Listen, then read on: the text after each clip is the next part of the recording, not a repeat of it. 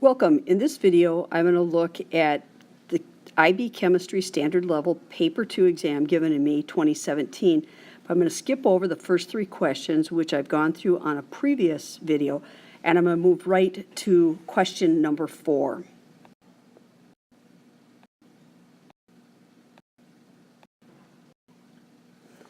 So question 4 says 2 hydrides of nitrogen are ammonia and hydrazine. One derivative of ammonia is methanamine, whose molecular structure is shown below. Estimate the HNH bond angle using VSEPR theory. And easy mistake here is to look at this and assume that because they only show the 3 bonding pair that there is no lone pair.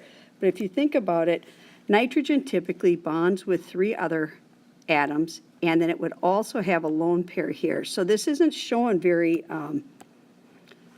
three-dimensionally, or if you think of it three-dimensionally, it would be like an aerial view. So I really have a lone pair here. So that means my domain shape, my electron domain shape is tetrahedral.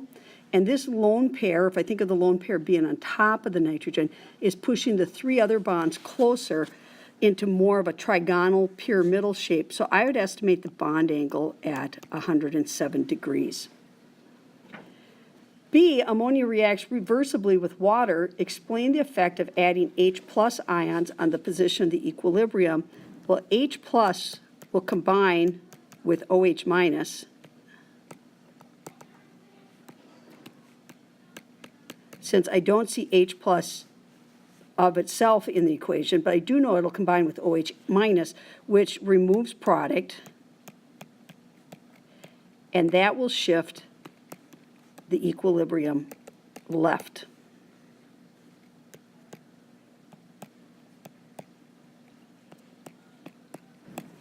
Okay, so H+ is going to combine with the OH- here to produce H2O and shift it left. C, hydrazine reacts with water in a similar way to ammonia. Deduce an equation for the reaction of hydrazine with water. So if I write the formula for hydrazine, N2H4, I add the water. And then if I go ahead and take a look at the reaction above, indicates that the main reactant here picks up a hydrogen. So this I could expect to become N2H5 with a positive, and it would leave behind the hydroxide. Part D, outline using an ionic equation what is observed when magnesium powder, so Mg, and it's in a solid state, is added to a solution of ammonium chloride. So ammonium chloride, I'll go ahead and write it as NH4Cl, but since it's a solution, aqueous, I'm going to assume, it really is going to split apart. But what I'm going to end up with is MgCl2 forming, which will also be aqueous. So really no net change there. I could also expect to form NH3, I have my 3 written there, and some H2. The H2 will be a gas. The ammonium will probably remain dissolved in there, but some changes I would see is the magnesium disappears or is consumed. I would see gas produced from the H2. And I think they probably would even take odor produced. The NH3 would produce probably a faint odor, but some odor compared to when you start. And then E, hydrazine has been used as a rocket fuel. The propulsion reaction occurs in several stages, but the overall is you go from N2H4 liquid to N2 gas and 2H2 gas. Suggests why this fuel is suitable for use at high altitudes. The idea being that at high altitudes, there's going to be much less pressure up there, so your reactant container is going to have a lot of pressure on it. But a couple things I notice is this reaction doesn't require oxygen, which, is in much less availability up there with the thin atmosphere. So not needing oxygen would be a bonus. And the other thing is that I see 3 moles of gas are produced per 1 mole of reactant, N2H4. So 3 to 1 seems a pretty good return. Part F, determine the enthalpy change of the reaction when 1 mole of gaseous hydrazine decomposes to its elements. Use bond enthalpies in section 11 of the data booklet. So if I sketch what this would look like, I've got nitrogen single bonded with 2 hydrogens off of it. And now the lone pair really don't matter because I'm not concerned about the shape or structure. Nitrogen will double bond to itself. The hydrogen molecules will be single bonded to themselves. So when I look up values, I've got 4 NH bonds at a value of 391 each. I've got 1 NN bond at a value of 158. I'm going to take my reactants minus my products since it's bond enthalpy, since we're looking at the positive values here. And I'm going to subtract then the triple bond, which has a bond enthalpy of 945 to break that. And then 2 hydrogen single bonds at 436. And my net result here is a negative 95 kilojoules per mole. It's important that you have the negative value there because that indicates this is an exothermic reaction occurring. And it says the standard enthalpy of formation of N2H4 is 50.6. So that's to form it as a liquid. And it says calculate the enthalpy of vaporization. So if it takes 50.6 grams or 50.6 kilojoules per mole to form the liquid version of N2H4, the vaporization is represented by this reaction. So really what I need here is I need delta, I need the heat of formation for it as a gas because I've got the heat of formation of the liquid, and if I subtracted those, that should give me my vaporization. And I actually have it because up here I've got the elemental constituents that give me N2H4 as a gas.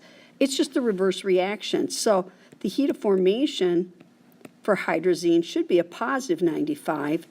And so now, since I'm using heats of formation, I take products minus reactants, so the 95 minus the 50.6, and I can assume that it's 44.4 kilojoules per mole to vaporize hydrazine. Part H, hydrazine is used to remove oxygen from water, used to generate steam or hot water. The concentration of dissolved oxygen in the sample is 8 times 10 to the minus third grams per decimeter cubed. Calculate, showing your work, the mass of hydrazine needed to remove all the dissolved oxygen from 1,000 liters of the sample. So if I have 8 grams times 10 to the third decimeters cubed, and this is grams per decimeter cubed, then I can expect to get 8 grams of O2, or have 8 grams of O2 available. 8 grams of O2 then, since 1 mole of O2 is 32 grams, we're really talking about 0.25 moles of O2. And when I look at my molar ratios, that's also the same number of moles of hydrazine because they occur in a 1-to-1 ratio. And finally then, if I take my 0.25 moles of N2H4 and convert that to grams, it has virtually the same mass, 32.04 grams in hydrazine per mole. And so I'm coming up with the same mass in hydrazine once I account for sig figs. So 8 grams of hydrazine should be removed. 8 grams of hydrazine should be able to remove all the dissolved oxygen in a 1,000-liter sample. Part 2, calculate the volume in liters of nitrogen formed under SATP conditions, and they give you that 1 mole is 24.8.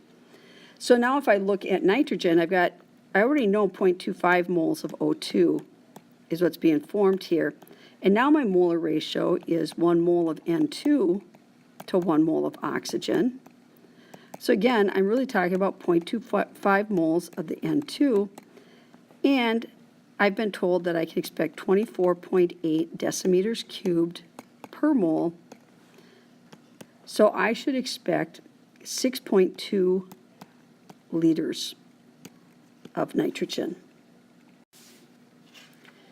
And then number 5, this question is about carbon and chlorine compounds. Ethane reacts with chlorine in sunlight. State the type of reaction. That's a substitution. I think substitution is probably enough, especially since on the second one you're being asked to give the mechanism, which is a free radical. I mean, I suppose you could call it a halogenation reaction as well, or free radical halogenation mechanism. But that's the basic idea, is you're substituting a halogen for a hydrogen using a free radical mechanism. 2 propagation steps. Once the chlorine has been split apart into 2 free radicals, a chlorine free radical could react with my ethane and produce C2H5 as a free radical, and then some HCl. Or another step would be is if this C2H5 free radical were to combine with a chlorine molecule, I would get my halogenoalkane, C2H5Cl, but I'd produce another free radical. So each of these steps have to involve a free radical as a reactant and then produce another free radical to keep propagating or feeding this process. A termination step would be if a chlorine free radical were to combine with that C2H5 free radical and form the halogenoalkane, because now 2 free radicals would combine and be removed from the atmosphere. Or the simplest one is simply if 2 chlorines get back together, 2 chlorine free radicals to form a chlorine molecule. Part C, an empirical formula here, you have carbon at 24.27 divided by a molar mass of 1201 is 2.02. I've got hydrogen at 4.08 divided by 101 is 4.04. And I've got chlorine at 71.65 divided by 35.45 is 2.02. So when I divide each of these by 2.02, I get CH2Cl, which I'm pretty confident can't be my molecular formula, because carbon will tend to form 4 bonds, or at least a double bond, and I don't see that happening here. So if we take a look at part 2, it tells you that the mass and proton NMR spectra are shown below. Deduce, giving your reasons, its structural formula and hence the name of the compound. Now this question threw me a little bit because initially I looked at the data booklet to try and match up these peaks, and that's kind of what got me in trouble, because it doesn't reference me to the data booklet, which I think is a hint in itself. And so when I quit looking at the data booklet and I just looked at the info here, I see that I have a parent ion with an MR of, it's approximately 99.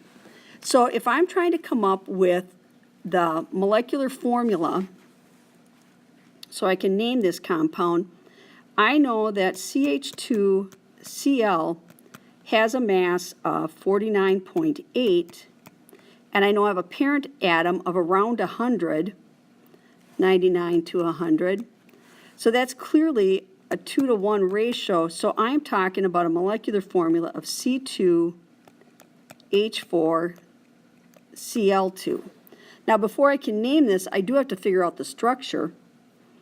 And so the structural formula, I can get some information from my second graph here.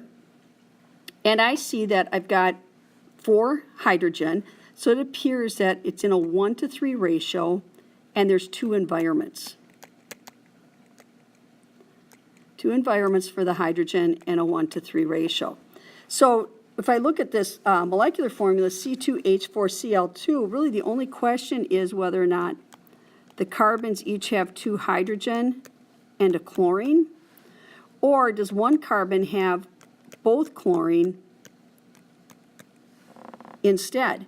And if I look at this data, it's telling me it's got to be the second one here, because that would give me a hydrogen environment there with a ratio of 1, and then a second hydrogen environment containing 3 hydrogens. So That leads me to believe the structural formula would be CH, Cl2, CH3, and then the name would be 1,1-dichloroethane.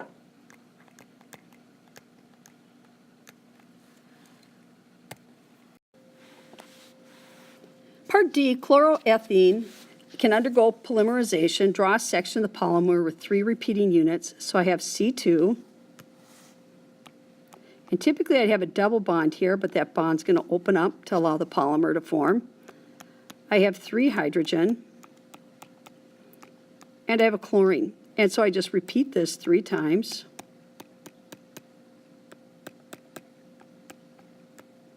And on the third one, I make sure I keep that open bond at the end, so each end is still available for further monomers to join on. And that is all I need for Part D and 1 mark.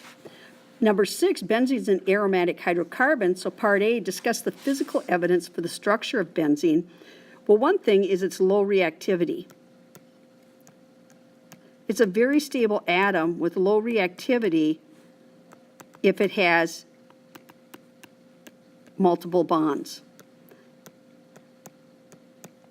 And it definitely has to have multiple bonds, but they're not our typical multiple bonds if it's very stable. That just isn't seen with alkenes and alkynes.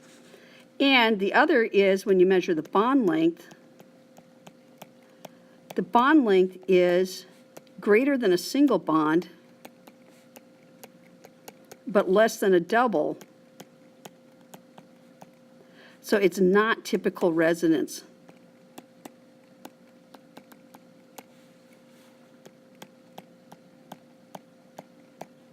There's something else going on, so that hybrid idea of delocalized electrons across all 6 bonds gains strength with that observation. And then Part B, state the typical reactions that benzene and cyclohexene undergo with bromine. Benzene undergoes a substitution, but I think they're going to require that you know that it's a nucleophilic substitution. Just like an alkane undergoes substitution via free radical mechanism. This is a little bit unique in that it's a nucleophilic substitution. And then cyclohexene just undergoes a typical addition reaction like other alkenes do.